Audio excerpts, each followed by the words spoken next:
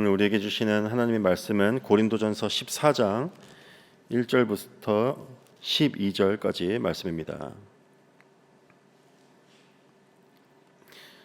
잘 찾으면 한 절씩 교독하시고 마지막 절은 함께 읽겠습니다. 사랑을 추구하며 신령한 것들을 사모하되 특별히 예언을 하려고 하라. 방언을 말하는 사람에게 하지 아니하고 하나님께 하나니 이는 알아듣는 자가 없고 영으로 비밀을 말함이라.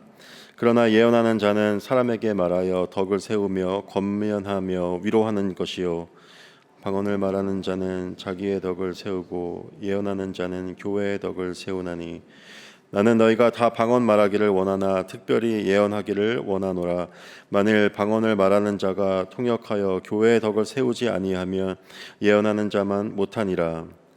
그런즉 형제들아 내가 너희에게 나아가서 방언으로 말하고 계시나 지식이나 예언이나 가르치는 것으로 말하지 아니하면 너희에게 무엇이 유익하리요? 혹 필이나 검은고와 같이 생명 없는 것이 소리를 낼 때 그 음의 분별을 나타내지 아니하면 필이 부는 것인지 검은고 타는 것인지 어찌 알게 되리요? 만일 나팔이 분명하게 묻힌 소리를 내면 누가 전투를 준비하리요? 이와 같이 너희도 혀로서 알아듣기 쉬운 말을 하지 아니하면 그 말하는 것을 어찌 알리요? 이는 허공에다 말하는 것이라. 이같이 세상의 소리의 종류가 많으나 뜻없는 소리는 없나니 그러므로 내가 그 소리의 뜻을 알지 못하면 내가 말하는 자에게 왜곡인이 되고 말하는 자도 내게 왜곡인이 되리니. 함께 읽겠습니다. 그러므로 너희도 영적인 것을 사모하는 자인즉 교회의 덕을 세우기 위하여 그것이 풍성하기를 구하라. 아멘. 오늘 본문 말씀에서 사도 바울이 예언에 대한 가르침을 고린도 교회에 전하고 있는 그 내용들을 보게 됩니다. 그는 교회 안에서 왜 예언을 구해야 하는지, 또 그 예언이 왜 다른 성령의 은사들보다 더 중요한 것인지를 오늘 본문에서 설명하고 있습니다. 먼저 바울은 1절에 이렇게 얘기를 합니다. 사랑을 추구하며 신령한 것들을 사모하되 특별히 예언을 하려고 하라. 이전에 나오는 그 13장의 말씀에서 사도 바울은 교회 안에 사랑이 없이는 모든 은사를 추구하는 것이 무익하다고 얘기를 합니다. 교회에게 무익할 뿐만이 아니라 그 은사를 추구하고 그것을 사용하는 나에게조차 사랑 없이 그거를 행하게 될 때 무익하다는 사실을 분명히 얘기를 하고 있죠. 때문에 1절에 내오는 이 사도 바울의 이야기를 우리가 해석할 때 이렇게 볼 수 있습니다. 사랑을 추구하는 가운데 사랑을 가장 큰 목적으로 삼은 상태에서 신령한 은사들을 사모하고 예언을 하려고 하라는 것으로 우리는 그렇게 이해할 수 있을 것입니다. 모든 것을 사랑으로 하지 않을 때 아무리 성령님께서 나에게 허락하신 그 놀라운 은사라 하더라도 그것이 결국 내 자신을 교만하게 만들고 또 교회를 어지럽게 만들고 또 남을 정죄하는 무기로 쓰일 수 있다는 사실을 우리는 기억해야 할 것입니다. 때문에 나의 은사가 정말 교회와 성도들을 사랑하는 마음에서 사용되고 있는지 우리는 교회를 섬기는 가운데 내 자신을 늘 돌아보아야 할 것입니다. 이어지는 2절에서 왜 다른 은사들보다 예언을 하기를 추구하라고 말하는지 우리는 그 이유에 대해서 알 수가 있습니다. 본문 2절 말씀에 이렇게 얘기를 하고 있죠. 방언을 말하는 자는 사람에게 하지 아니하고 하나님께 하나니 이는 알아듣는 자가 없고 영으로 비밀을 말함이라. 방언에 대해서 다양한 신학적 의견들이 존재하고 있습니다. 어떤 그 교단과 어떤 사람들은 그 방언을 우리가 알아듣지 못하는 그런 얘기가 아니라 외국어라고만 이제 이해하고 해석하는 사람들이 있습니다. 그들의 이유가 타당하지 않은 건 아니죠. 왜냐하면 오순절 사건만 봤을 때 그 오순절 성령 강림 때 그곳에 모인 제자들이 방언을 하기 시작할 때 각 나라에서 모인 그 경건한 유대인들이 이 사람들이 우리나라의 언어로 우리가 온 나라의 그 언어로 얘기하고 있다고 그렇게 나오는 장면이 나오기 때문에 이제 사도행전에 그렇게 나오기 때문이죠. 하지만 오늘 본문을만을 봤을 때 개인이 방언을 할 경우에 방언을 하는 그 사람도 그 뜻을 모르고 그 주위에 있는 사람도 그 의미를 모른다고 하는 것을 보아 방언은 외국어나 어떤 특정한 언어의 형태가 아닌 알아들을 수 없는 발성이나 소리라고 해석하는 것이 적어도 이 고린도 교회에 말하는 그 바울의 그 편지 안에서는 그렇게 이해하는 것이 더 적절할 것입니다. 그러면서 그는 3절에 이렇게 얘기를 합니다. 그러나 예언하는 자는 사람에게 말하여 덕을 세우며 권면하며 위로하는 것이요.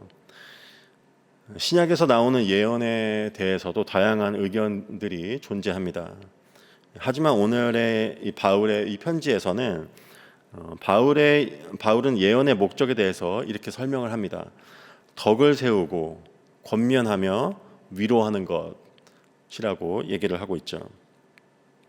대부분의 복음주의 신학자들은 여기서 말하고 있는 바울의 그 예언은 미래에 일어날 일들을 예측하고 예언하는 것이 아니라 성경을 가지고 말하는 권면이나 위로의 말이라고 주장을 합니다.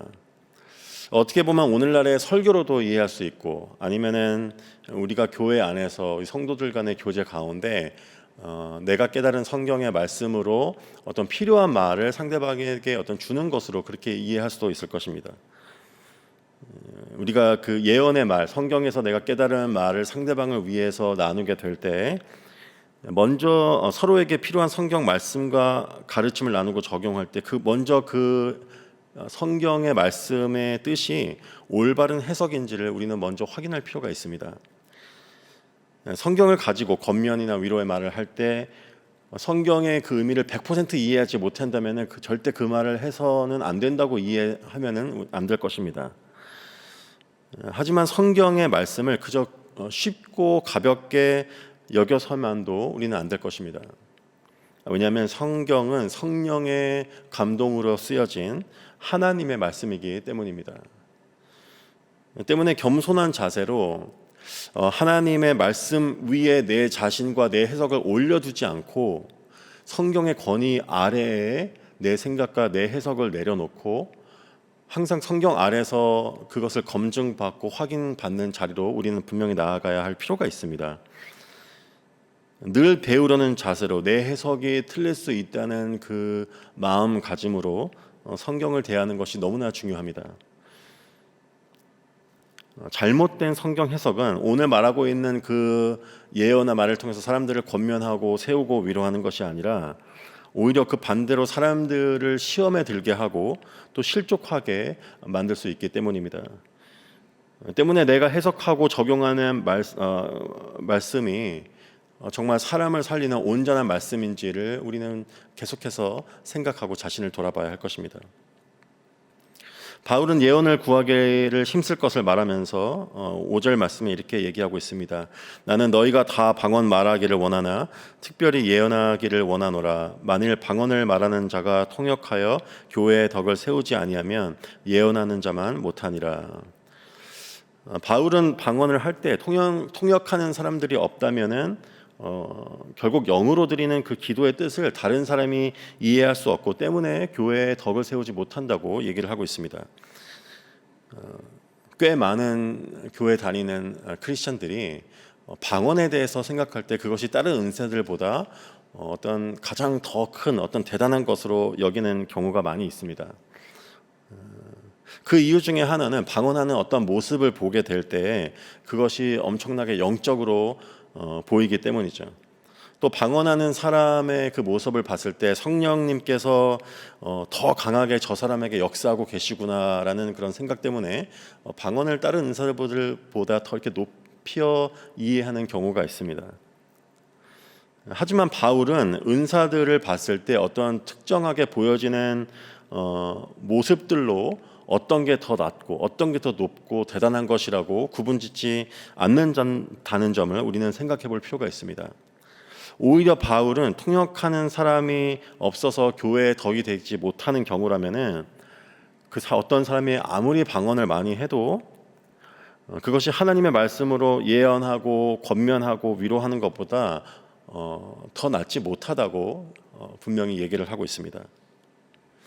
때문에 여러분 방언을 못한다고 방언하는 사람들을 부러워하거나 그렇게 실망할 필요는 없을 것입니다. 방언을 하면서 안타깝지만은 성화되지 못하는 모습을 보여주거나 아니면 교회를 세우는 것이 아니라 분열하는 것에 쓰임을 받는 사람들도 우리는 종종 보기 때문이죠. 결국 은사에 대한 평가는 그 사람의 은사가 얼마나 교회를 세우는가에 있음을 우리는 분명히 알아야 할 것입니다. 본문 말씀을 묵상하면서 제가 깨닫게 된 분명한 사실은 결국 하나님께서 우리 각자에게 은사를 주신 그 이유는 교회를 세우기 위함이라는 것을 저는 알게 됐습니다. 내 자신을 세우고 높이기 위한 것이 아니라는 거죠. 우리 죄와 그 교만으로 인해서 하나님이 각자에게 주신 그 영적인 그 은사들을 스스로 자랑으로 삼고 사람들을 정죄하는데 분명히 사용할 수 있습니다. 만약에 내가 주신 은사를 내가 사용할 때 그것이 교회의 덕이 되지 못하고 사람들을 허무는데 사용되고 있다면은 그 은사를 사용하는 곳으로 나아가기 전에 먼저 내 자신을 돌아보는 시간이 필요할 수도 있습니다. 하나님께서 나에게 주신 은사를 교회를 위해 우리가 사용하고 있는지 계속해서 고민할 필요가 있습니다. 교회에는 많은 도움이 필요하죠. 저희 교회도 계속해서 봉사자들과 또 선생님들, 교사들을 이제 구하고 있는데요.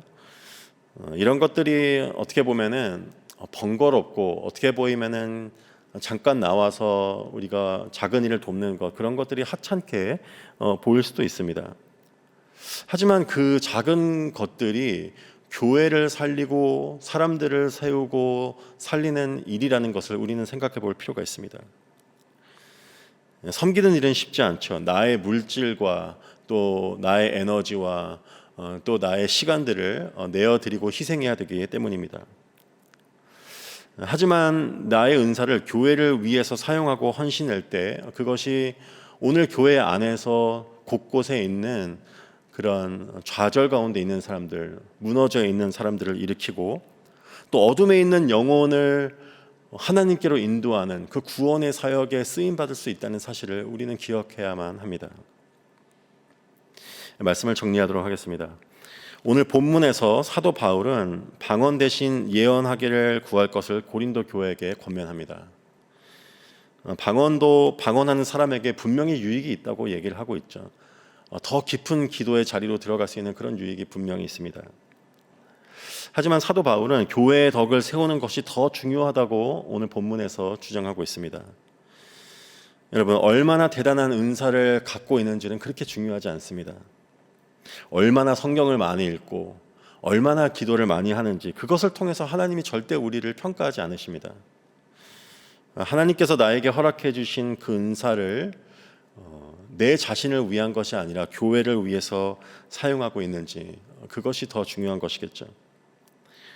하나님께서 나에게 허락하신 은사를 교회에 도움이 필요한 성도들을 위해서 사용할 때 나의 물질과 시간과 나의 유익조차도 내려놓게 될 때 우리 안에 그 기쁨이 충만해지는 것을 할 수가 있습니다. 예수님께서도 내가 아버지의 뜻을 순종할 때 그것이 나에게 양식, 가장 내 자신을 채우는 것이 된다고 말씀을 하셨죠. 순종의 자리로 나아간 사람은 그 순종을 멈출 수 없습니다. 왜냐하면 그것을 사용하게 될 때, 섬김의 자리로 나아갈 때 내 안에 경험되어지는 기쁨을 그 사람은 알기 때문입니다. 계속해서 하나님의 뜻에 따라서 나의 유익이 아닌 교회 유익을 생각하며 섬김의 자리로, 세움의 자리로 나아가게 될 때 나의 그 순종을 통해서 교회가 만들어져 가고 세워져 가는 그 놀라운 역사를 보게 될 것입니다. 그 축복이 저와 여러분에게, 그리고 우리 모두가 속한 공동체에게 임하기를 축원합니다.